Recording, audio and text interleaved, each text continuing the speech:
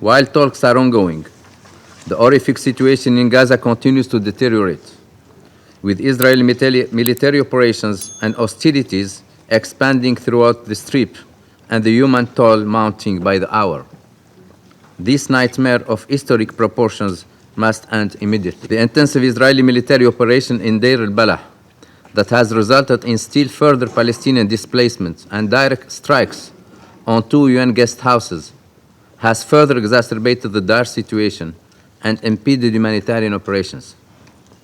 At least 1,891 Palestinians were killed in Gaza since my last briefing on 30 June, according to the Ministry of Health in Gaza.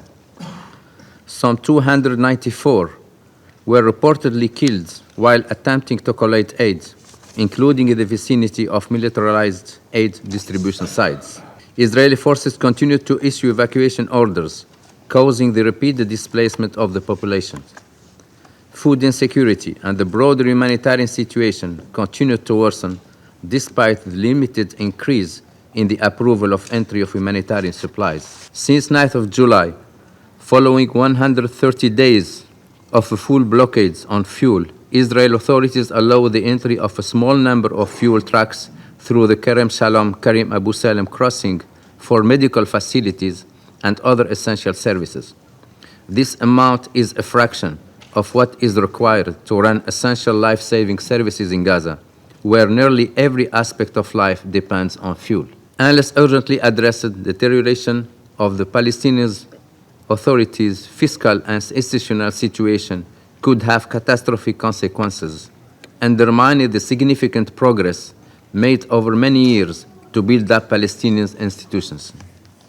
It is essential that the international community provide immediate support to address the Palestinian Authority's fiscal challenges, strengthening its governance capacity, and prepare it to reassume its responsibilities in Gaza. UNRWA's operations have been impeded in Gaza and the occupied West Bank. 330 agency staff have been killed in the war in Gaza. I reiterate the Secretary General's message that UNRWA cannot be replaced, and I cannot overstate enough how serious the agency's financial crisis is. Based on current forecasts, there is not enough money to sustain all operations in all fields beyond August 2025. Israel has ravaged Gaza. It has destroyed nearly everything in that narrow strip of Palestinian land. But nearly 2 million human beings remain, including 1 million children. They must be saved. Mr. Fletcher has not walked back. The accusation that Israel is committing genocide, he knows it's not true. He knows it. There are facts, international law, you have to prove intention. Yet he said it anyway. That word carries more weight than any other accusation. To use it falsely is to dishonor the memory of real genocide victims and to endanger more lives by fueling hatred. It is not too late to correct the record. Israel demands that Mr. Fletcher retract his statement, publicly, unequivocally, and immediately.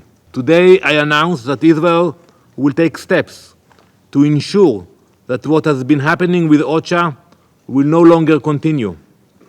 Hundreds of OCHA employees are undergoing security vetting.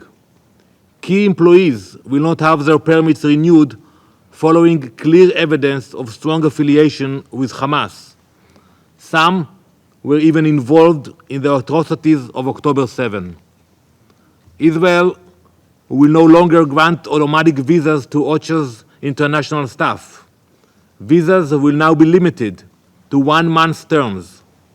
What was will no longer be. Jonathan Whitehall, OCHA's head of office for the so-called territories, has consistently and outrageously demonstrated his bias and agenda against the state of Israel. He will not have his visa renewed and he will leave the country by July 29. Israel is doing the job the UN was created to do. We are dismantling terror networks. We are protecting civilians. We are standing up for minorities under threat. We call on Israel to end these attacks, hold those responsible to account, and to work with the UN to implement effective aid distribution in line with humanitarian principles and international humanitarian law. You know, when you bring journalists into a war zone, you don't want to see any casualties, God forbid. That is the reasoning we don't want to see casualties of journalists traveling inside Gaza. It's a war zone. But I agree with you. You know, I think if the journalists will go there, they will be able to see what's happening.